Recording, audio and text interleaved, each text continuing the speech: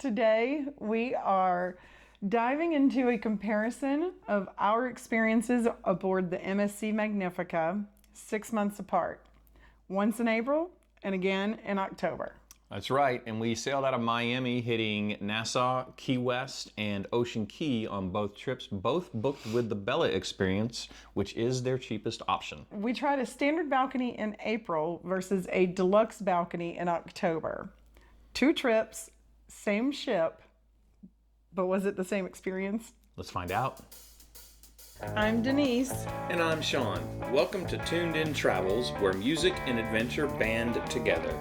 We've created a unique rating system to help you decide if a destination or experience is worth your time.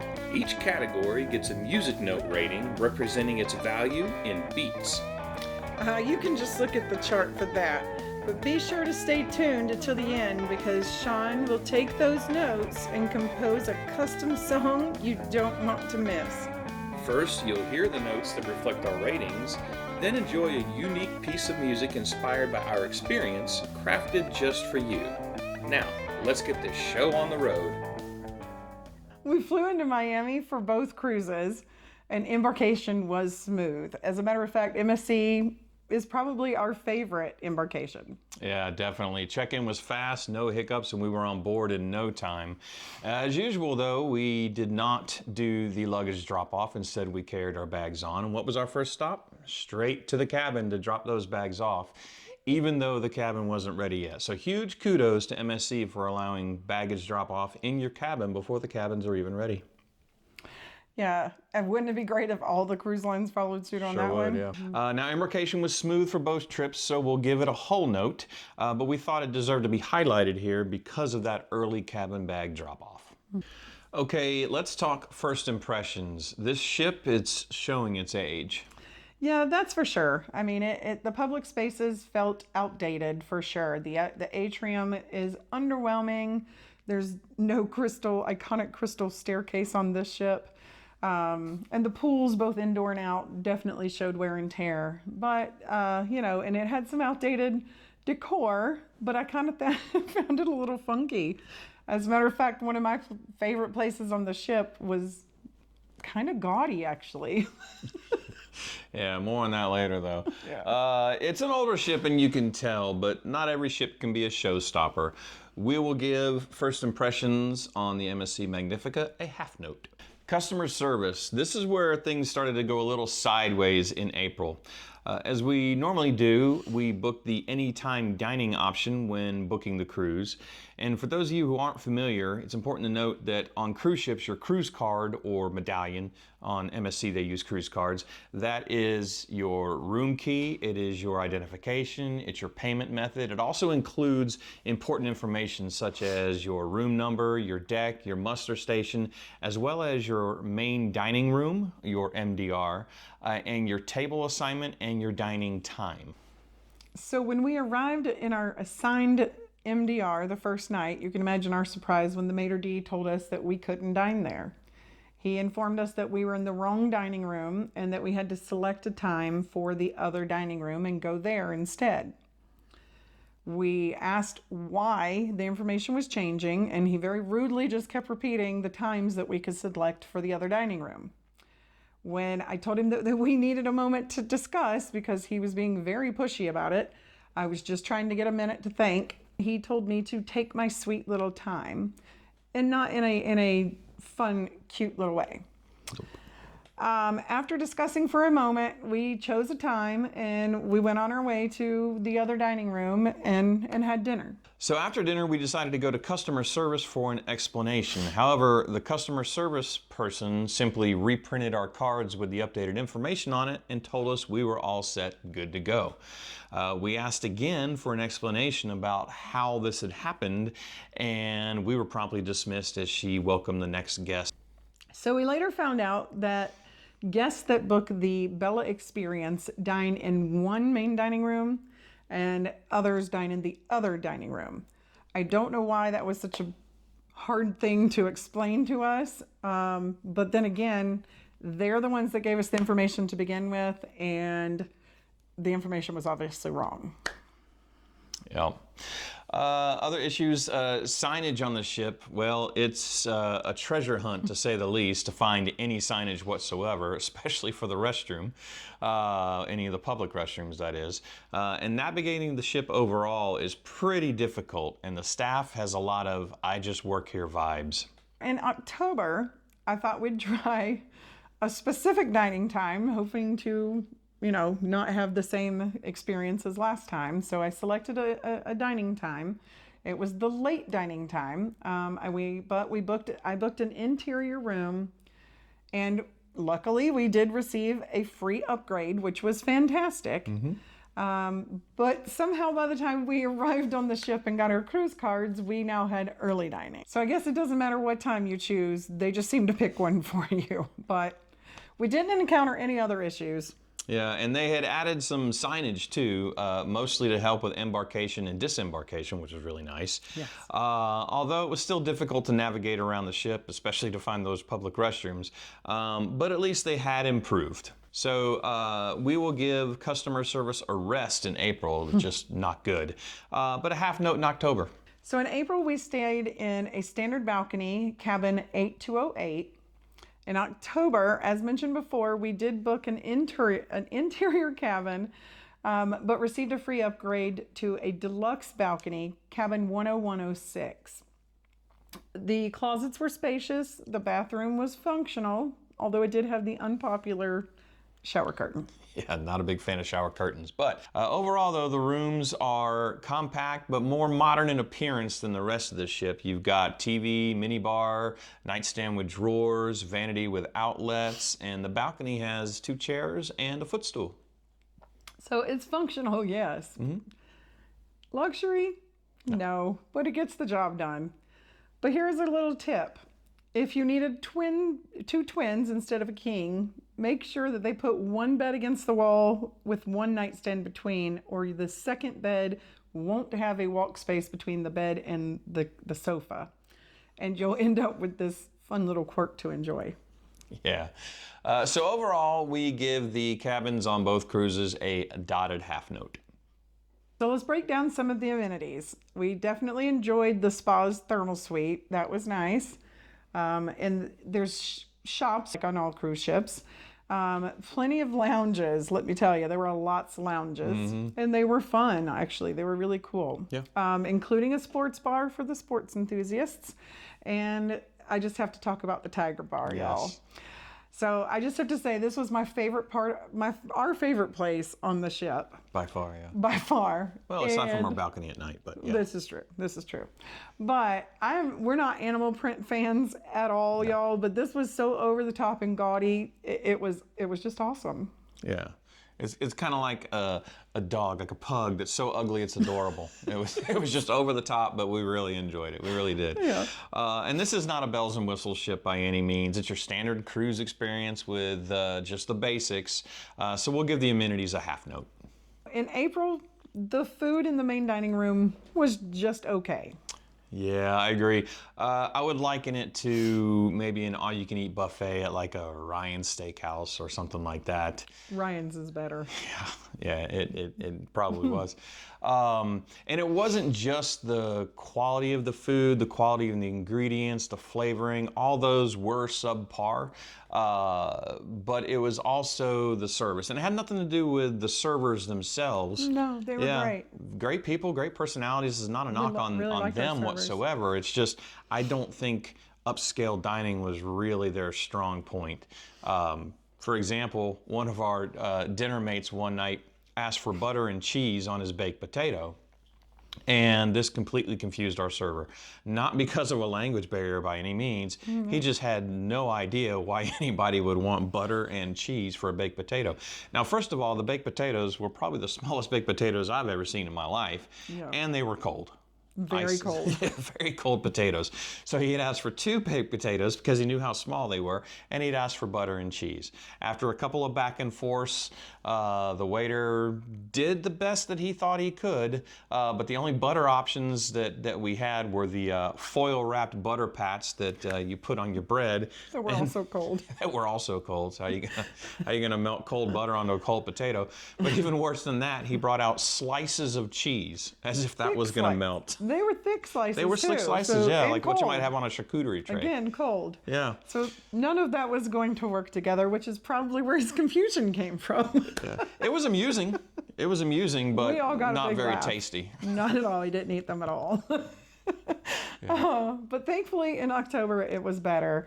But I will note that if you are ordering a cocktail in the main dining room, this process takes quite some time because your waiter has to go get bar staff to come and take your order and bring you your drink back. In April, this process literally took anywhere from 20 to 40 minutes every time I ordered a drink. So I got to where I would just pick one up at the outside of the main dining room on the way in and then order one immediately so that by the time I was done, I would have another drink at the end of my dinner. But in October, luckily that had changed and they had wait staff, bar staff in the main dining room, and it made the process a lot faster, thankfully. Yeah, good improvement there. As for the buffet, there were more options during your standard lunch and dinner times, but if you wanted a quick bite to eat in between those times, like a mid-afternoon snack, for example, your options were pretty much limited to burgers and hot dogs that weren't all that good. So it often left us craving real food, which is something we heard from a lot of cruisers, not just us. Another thing was the food options on the buffet at dinner really weren't all that different, if different at all, than what was in the MDR. So the service in the dining rooms was better in October and the food as well. It's not 5-star, but at least there's improvement. Yeah, it's good to see improvements. You Yes. can tell they're trying, so that's For good. So in April, we're going to have to give the food just a quarter note. But in October, we'll give it a half note. It's improving.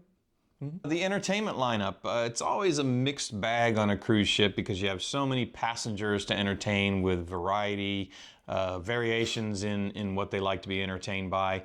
We caught a comedian one night, a few laughs, not the funniest, but a few laughs. But hey, how about that scavenger hunt? Oh my goodness, you guys, that thing was hilarious. So trivia, games, that kind of thing aren't usually what we prioritize. Right. But we were already in the Tiger Bar, our favorite place, of As course, usual. when the scavenger hunt began. And the cruise director warned many times throughout this game that it was an adult-only activity, and he was not kidding, let me tell you. Yep. We never expected some of the things that happened during that game. The cruise director himself was blushing. My cheeks and stomach were hurting. I mean, I was laughing so hard. But let's just say that they have some funny or fun things to do throughout the day. Yeah, the cruise-directed activities are really good. The only thing we really caught, we didn't catch any shows or anything like that other than the comedian, but we'll give the entertainment on the boat a half note. The cruise director was really good. Yeah. So in April, music was definitely a highlight. There were talented musicians. I feel all musicians are talented because they can definitely play better than I can. I can't carry a note in a bucket if I tried. So I think that they were very talented musicians. They were very interactive with the crowd. It was a very fun and entertaining experience in April.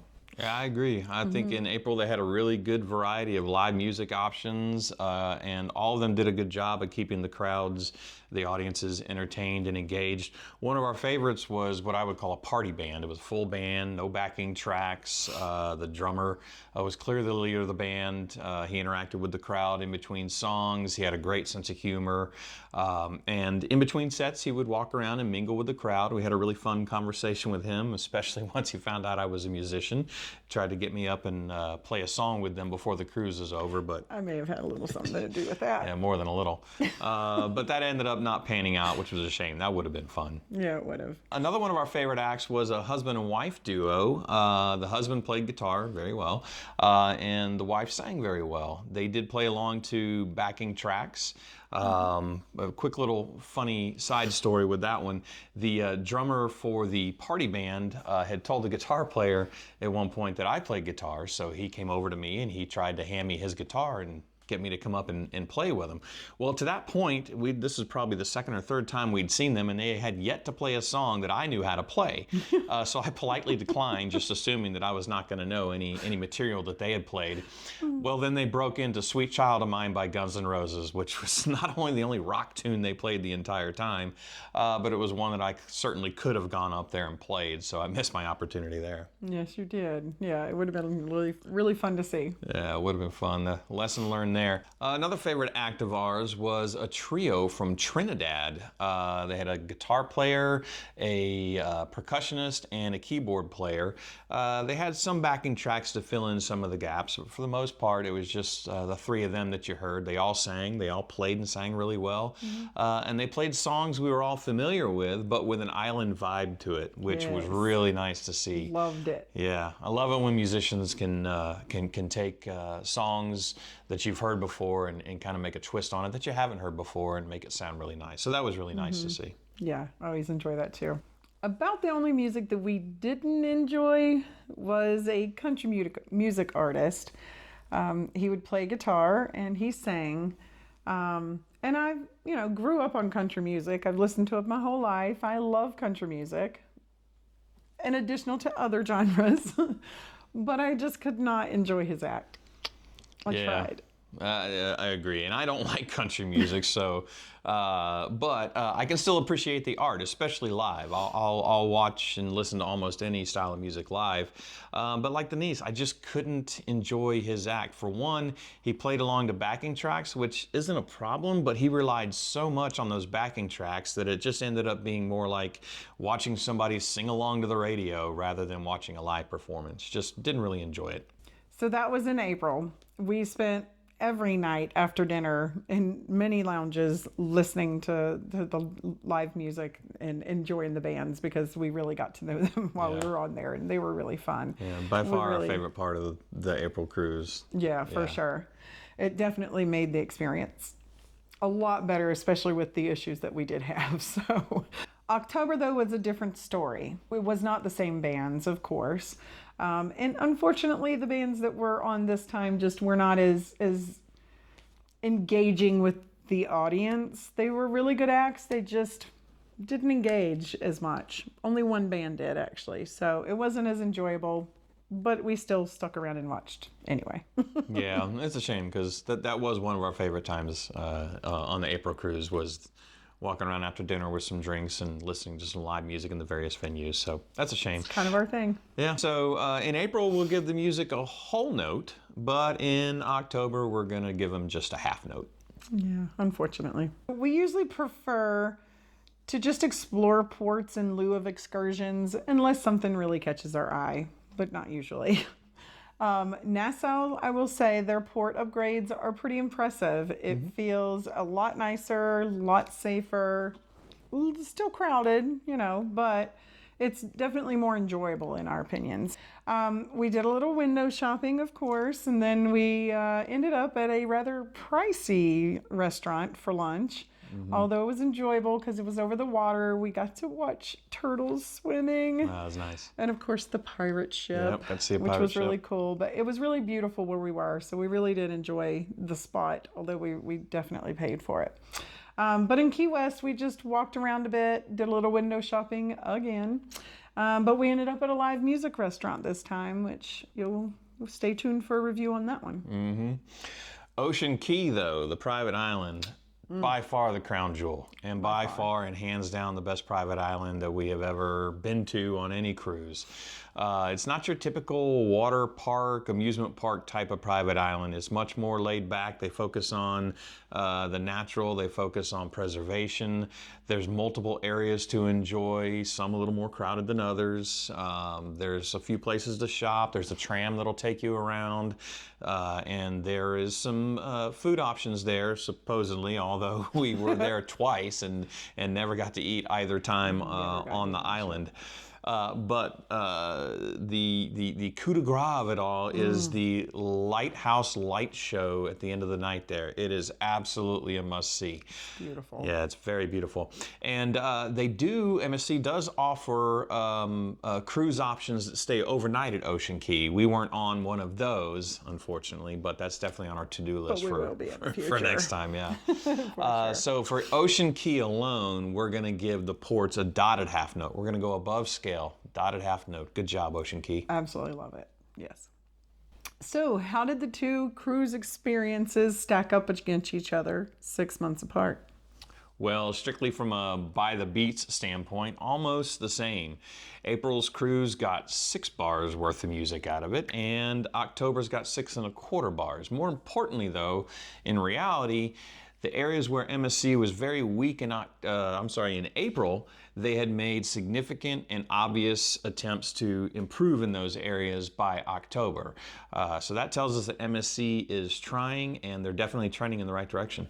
Yeah, we just wanted to say thank you for spending time with us today. So enjoy our final score and stay tuned in.